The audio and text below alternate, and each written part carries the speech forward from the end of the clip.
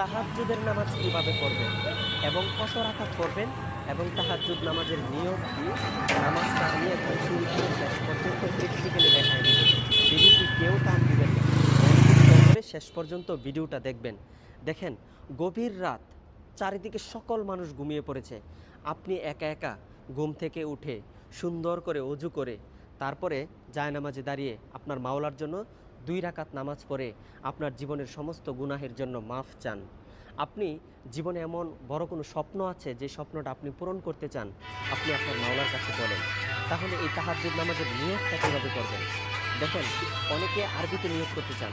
আরবিতে নিয়তটা হলো নাওয়াইতু আন উসাল্লিয়া লিল্লাহি তাআলা রাকাআতাই সালাতিত তাহাজ্জুদ মুতাওয়াজ্জিহান ইলা জিহাতিল কাবাতিশ শরীফাতি আল্লাহু আকবার। এটা হলো আরবি খাও নিয়ত। খাও আর বাংলাতে কিভাবে নিয়ত করবেন সেটা হলো আমি কেবলামুখী হইয়া কেক 2 খায়া রাকাত একবারে শেষ দিয়ে তাহাজ্জুদ